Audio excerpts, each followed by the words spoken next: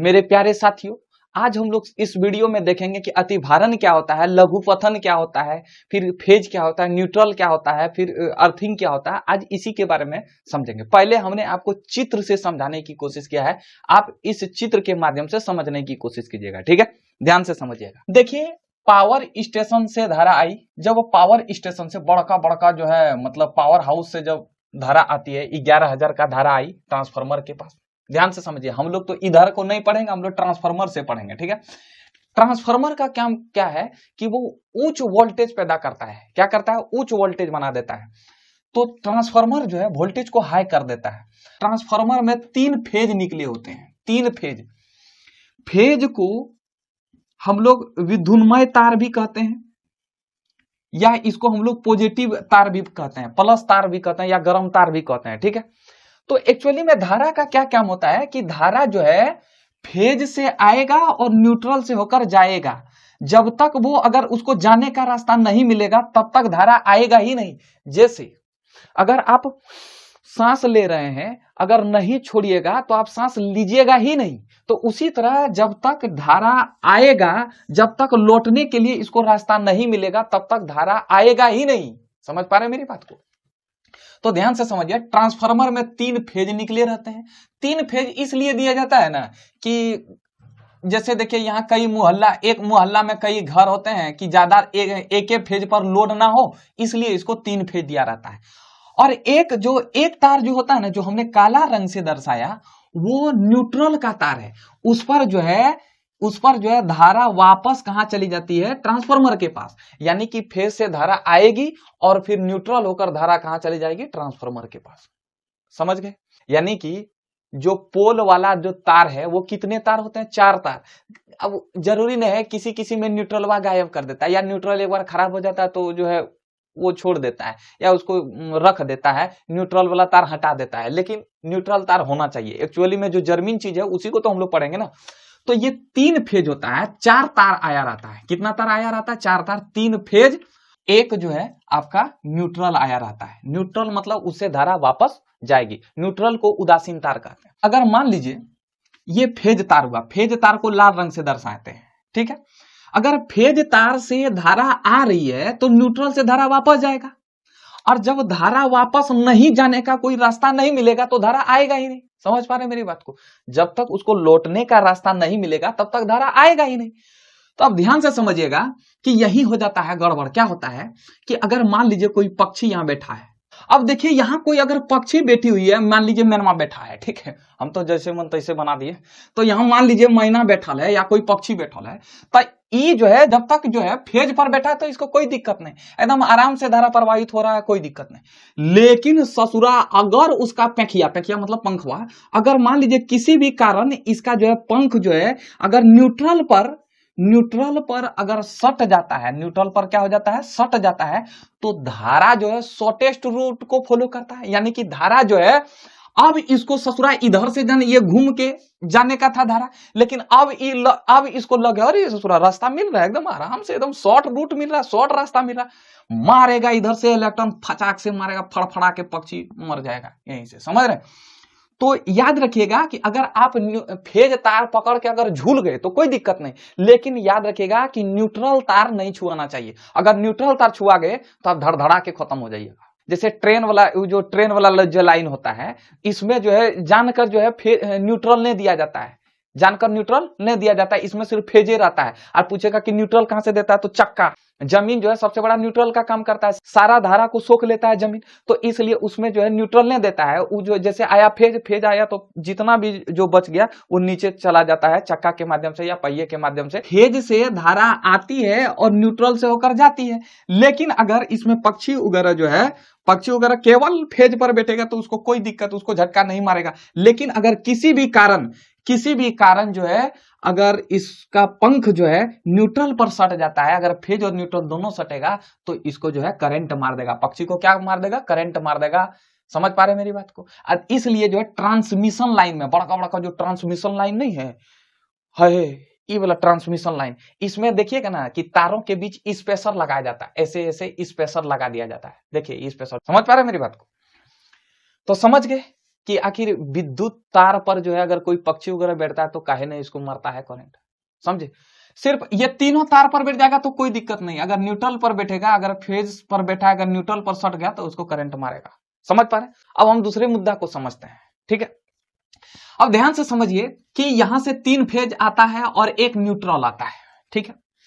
तो हम क्या करते हैं कि एक फेज लेते हैं और इसका एक न्यूट्रल लेते हैं और दोनों को मीटर में जोड़ देते हैं और मीटर से फिर एक जो है फेज और एक जो है न्यूट्रल निकालकर हम घर में उपयोग करते हैं, ठीक है। ध्यान से समझिएगा। अब जो फेज का काम क्या है, वो विद्युत धारा को ले जाता है, और न्यूट्रल का काम क्या है कि विद्युत धारा को कहां ले जाता है, ट्रांसफार्मर के पास। और ट्रांसफार्मर के पास एक तार रहता है, उस तार का कनेक्शन कहां से रहता है, पृथ्वी से रहता है। अब ये जो है न्यूट्रल जितना भी धारा होता है वो पृथ्वी में सोख लेता है, ठीक है। पृथ्वी सबसे बड़ा न्यूट्रल होता है, कितना भी धारा हो उसको खींच लेता है, ठीक है। समझ पा रहे हैं मेरी बात को। घरेलू यूज के लिए हम लोग कितने परिपथ को लेते हैं बच्चों, एक परिपथ को लेते हैं, यानी कि एक फेज को लेते हैं और एक न्यूट्रल को लेते हैं। आप ध्यान से समझने की कोशिश कीजिएगा। मान लीजिए यहां एक फ्रिज है, ठीक है, हम फ्रिज लिख देते हैं। फ्रिज है, रेफ्रिजरेटर है। फ्रिज एक हैवी विद्युत उपकरण है, मतलब बड़का को है, इसमें धारा भी प्रवाहित होगा, तो छोटा मोटा धारा प्रवाहित नहीं होता, बड़ा धारा प्रवाहित होता है। अब अगर मान लीजिए ये फेज तार है, अगर ये फेज तार जो है कहीं कटाल बटाल हो, अगर मान लीजिए कहीं कुछ रगड़ा गया हो, अगर कट गया हो, और कटने के बाद तो फ्रिज में जो है विद्युत धारा यानी कि फेज जो है धारा सारा फ्रिज में प्रवाहित हो जाएगा, पूरा बॉडी पर, फ्रिज के पूरा बॉडी पर आ जाएगा धारा। समझ पा रहे हैं। अब जैसे हम छुएंगे तो हमको करंट मारेगा, क्योंकि हम क्या हो जाएंगे, हम उस समय न्यूट्रल का काम करेंगे। और हमने बताया ना कि धारा जो शॉर्टेस्ट रूट को फॉलो करता है, यानी कि शॉर्टकट रूट को फॉलो करता है। समझ पा रहे हैं मेरी बात को। तो जैसे हम छुएंगे फ्रिज को मारेगा हुमच के करंट। समझ पा रहे हैं। तो उसके लिए क्या करता है कि यहां से फ्रिज से एगो पीछे से एगो तार निकाला जाता है, और ये तार को क्या किया जाता है, ये जमीन में लगा दिया जाता है, किसी भी धातु से बांधकर और उसे जमीन में लगाया जाता है। और जितना भी फालतू इलेक्ट्रॉन जो आया था ना, वो क्या करता है, ये तार के माध्यम से पृथ्वी तक चला जाता है। तो यही तार को हम लोग बोलते हैं भू संपर्क तार, या नहीं तो अर्थिंग बोलते हैं। क्या बोलते हैं मित्रों, अर्थिंग। समझ पा रहे हैं मेरी बात को। अब एक बात बताओ यार, फ्रिज है, अब यहाँ फ्रिज के लिए भी अलग से यहाँ एक तो गड्ढा खोनेंगे, घरे में गड्ढा खोन के और फिर एक तो तार देंगे अर्थिंग।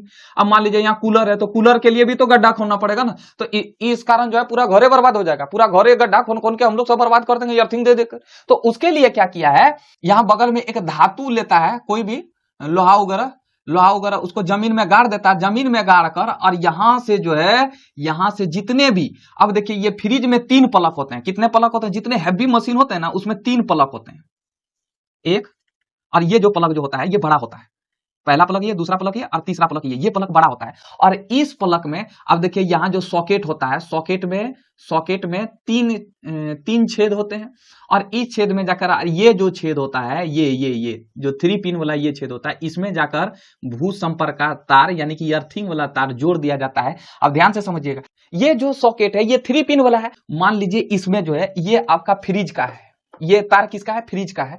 तो फ्रिज में अगर मान लीजिए हम ऐसे अगर इसमें करंट दें, तो करंट देने के बाद ये अगर घिसरा गया हो तार, तो हमको करंट मार देगा, फ्रिज को छुएंगे तो करंट मार देगा। तो सबसे पहले देखिए ये जो तार होता है, ये वाला जो तार होता है ये बड़ा होता है, और बड़ा होने के बाद मोटा भी होता है। सबसे पहले यही घुसता है, क्यों, क्योंकि जैसे मान लीजिए अगर बॉडी में जितना भी फालतू इलेक्ट्रॉन आ गया, फालतू धारा आया होगा, ये तुरंत ससुरा ये क्या करेगा, सोख लेगा, और सोखने के बाद तब ये दोनों जाएगा, तो इस कारण हमको करंट नहीं मारेगा। आई मेरी बात समझ में। 3 पिन क्यों होता है, 3 पिन जो है अगर जो फालतू इलेक्ट्रॉन, जो फालतू धारा जो है अगर इस बॉडी में विद्युत उपकरण में अगर टहल रहा होता है, तो वो 3 पिन क्या कर लेता है, वो सोख लेता है, वो धारे को सोख कर कहां ला देता है, पृथ्वी पर ला देता है, जिस कारण हमें करंट नहीं मारता है। ठीक है। 3 पिन क्यों होता है, तो 3 पिन जो है हमको सुरक्षित देता है, हमें सुरक्षित पहुंचाता है। क्यों, अगर इसमें जो इस फ्रिज में अगर मान लीजिए फेज तार कटा छटा रहता है, जिस कारण पूरे फ्रिज में करंट घूमने लगता है, पूरे फ्रिज में करंट का फ्लो हो जाता है, और अगर हम छुएंगे तो हमको धड़धड़वा के मारेगा। उसके लिए क्या किया जाता है, 3 पिन सॉकेट का यूज किया जाता है। और इस 3 पिन में, ये जो 3 पिन जो ऊपरा वाला है, उसमें क्या किया जाता है, अर्थिंग तार को जोड़ दिया जाता है। अर्थिंग तार जोड़ने के बाद जितना भी आलतू फालतू करंट होता है, जैसे इसमें लगाया जाता है, सबसे पहले ये जो पहला जो पिन होता है, जो मोटका पिना होता है, वो ससुरा बड़ा होता है, लंबा होता है, जिस कारण सबसे पहले जितना भी आलतू फालतू धारा होता है इस माध्यम से पृथ्वी तक चला जाता है, जिस कारण हमें करंट नहीं मारता है। आई मेरी बात समझ में? अब देखिए यहाँ क्या होता है कि देखिए आप अगर कोई भी चीज को आप लाते हैं ना, जैसे आपसे पूछेगा कि आप कितना फेज का लेना है, 1 फेज का लेना है या 3 फेज का लेना है। 2 फेज का नहीं होता है कोई भी चीज, 1-3 फेज का ही अक्सर लेते हैं। 2 फेज का बहुत कम ही सामान बना रहता है। अगर पंखा लेना है तो 1 फेज, यानी कि 1 फेज पर ही काम चल जाएगा। और जैसे मान लीजिए हीटर लेना है तो 1 फेज पर ही काम चल जाएगा, ठीक है। और पूछेगा कि बताओ हैवी मोटर, जैसे चक्की वाला जो मोटर होता है वो 3 फेज पर काम करता है, तो आपको यहाँ 3 फेज लाना पड़ेगा। यहाँ कितना फेज लाना पड़ेगा? 3 फेज लाना पड़ेगा। समझ पा रहे हैं? 3 फेज और 1 फेज, समझे क्या होता है 3 फेज और 1 फेज? तो अगर हैवी मशीन है तो उसके लिए 3 फेज का उपयोग किया जाता है, जबकि छोटा जैसे पंखा हो गया, बल्ब हो गया, उसके लिए 1 फेज का उपयोग किया जाता है। समझे मेरी बात को? अब ध्यान से समझिए, इसमें पहले क्या करता था, मीटर जो लगाया जाता था ना, तो पहले जो है जैसे इधर से फेज धारा ले जाएगा, न्यूट्रलवा जो है धारा वापस लाएगा, तो इसी में मीटर लगाया जाता था। तो क्या करता था कि यहां से ये तार को, ये जो न्यूट्रल वाला तार को काट कर ये भूसंपर्क वाला तार यानी कि अर्थिंग दे देता था, जिस कारण बिजली आराम से चोरी कर लेता था। समझ पा रहे हैं? लेकिन अब जो है, अब ये डिजिटल मीटर आ गया, अब जो है फेज में लगाया जाता है। मीटर किस में लगाया गया? फेज में। चोरी कर ही नहीं सकते, फेजे को काट देंगे तो करंट आएगा कैसे?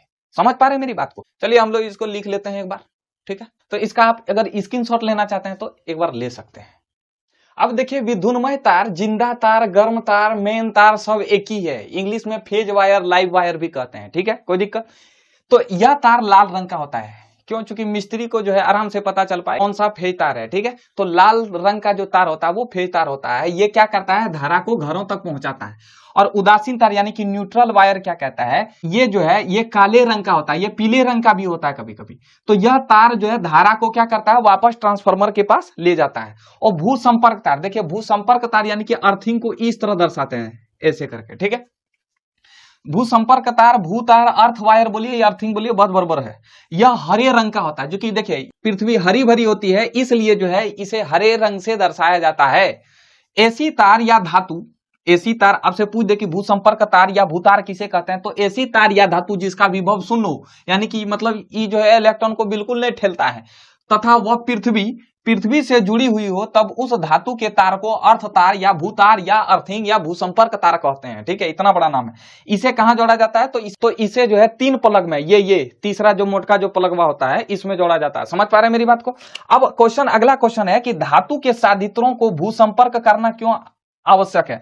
मतलब जितने भी धातु के साधित्र हैं, उपकरण है, उसको भू संपर्कित करना क्यों आवश्यक है? उसमें जो है अर्थिंग देना क्यों आवश्यक है? तो जब कभी भी हमारे घरों में लघु पतन हो जाता है, लघु पतन मतलब इंग्लिश में कहते हैं इसको शॉर्ट सर्किट मतलब होता है जब फेज और न्यूट्रल दोनों मिल जाए, किसी भी कारण दोनों मिल जाए, तो उसे हम लोग बोलते हैं लघु पतन, ठीक है। तो हम आगे अभी पढ़ेंगे लघु पतन के बारे में। तो जब फेज और न्यूट्रल दोनों मिल जाता है, या फिर कोई विद्युत उपकरण नंगे तारों के संपर्क में आ जाता है, या कोई विद्युत उपकरण जैसे फ्रिज, कूलर, हीटर वगैरह नंगे तार के संपर्क में आ जाता है, तो अतिरिक्त धारा भूसंपर्क तार के माध्यम से धरती में चला जाता है। जितने भी अतिरिक्त धारा होता है वो भूसंपर्क तार के माध्यम से वो धरती में चला जाता है। इस प्रकार से धारा हमारे शरीर में न गुजरकर उस भूसंपर्क तार होते हुए वो पृथ्वी तक चली जाती है, जिस कारण हमें गंभीर झटके से बचा देता है। आई मेरी बात समझ में? अगला है अर्थ वायर के क्या कार्य। तो ये हमें क्या करता है? सुरक्षा देता है। किस कारण? अगर कहीं तार घिसा पिटा रहे तो वो जो है पूरे बॉडी में करंट आ जाता है।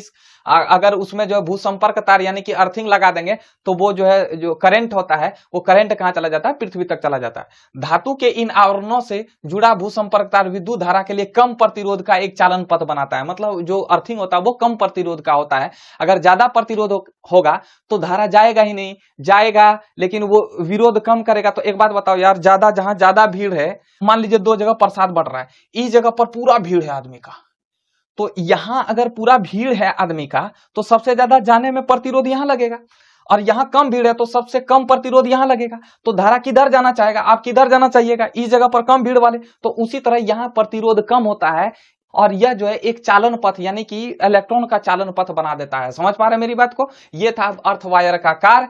आप एक बार इसका स्क्रीनशॉट लीजिए। समझते हैं हम लोग अतिभारण और लघुपतन को। अतिभारण को इंग्लिश में हम लोग बोलते हैं ओवरलोडिंग। नाम सुनने से ही क्लियर हो जाता है, ओवरलोडिंग यानी कि क्षमता से अधिक।